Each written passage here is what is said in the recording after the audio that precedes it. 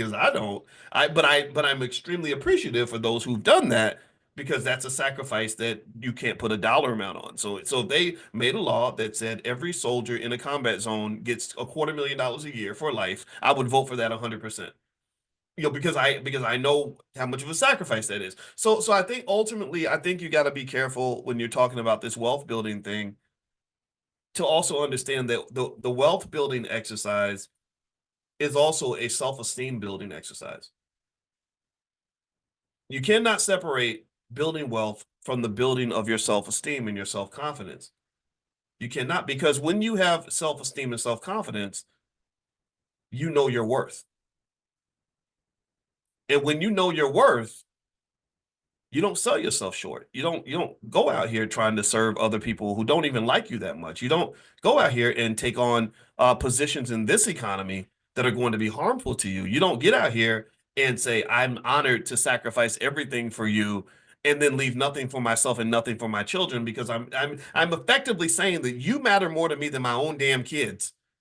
So not only is your self-esteem affected, but your children's lifestyles are affected because you haven't taken the time to commit yourself to aiming for a higher standard. So in my world, what would make sense in terms of a higher standard is to say, well, you want to be an owner, I want to be an owner. You want to be the boss. Well, I'm about ready to be the boss.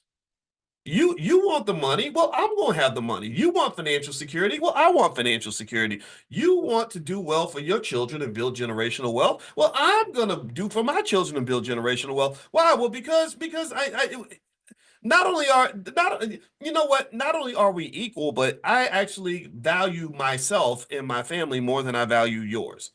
So I'm not equal to you in my world, in my family. My family is the most important thing I got. So when you talk about that and you have that attitude when you approach the economy, that shifts everything. That changes what you aim for yourself. It changes how you teach your children. It changes how you set up your master plan. Because see, in this economy, think of it like a building. Think of capitalism like a big building. You got the basement and the bottom with the roaches and rats, and then you got a lot of apartments and stuff along the way, and they get nicer as you go up. And then you got the penthouse suite that's 3,000 square feet, 2 stories high, and got the helipad on the top. So some people enter the economy from the basement. Started from the bottom, now we here, right?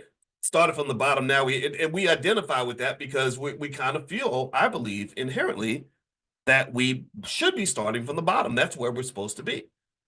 And I think that just shifting your perspective on that will go a very long way because there's some people who entered the same damn building you live in, but they didn't start from the bottom. They landed, they took the helicopter and landed on the helipad above the penthouse.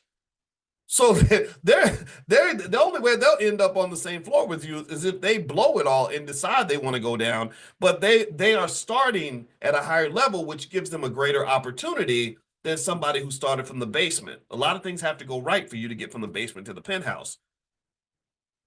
But not much has to go in your favor for you to get to the penthouse and stay there. So what I'm saying, generally speaking, is I'm encouraging you today to land you and your children in the penthouse. And the thing is, when I'm talking to you, you're talking to someone who is almost like an engineer of the building who lives in the penthouse, who knows exactly where the penthouse is located.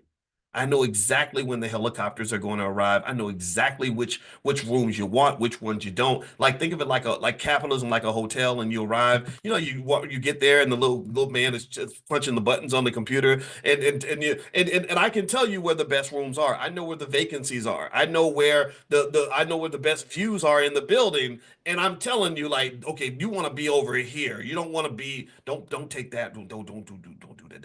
That's not where you want to be over here. So that's what a finance professor can do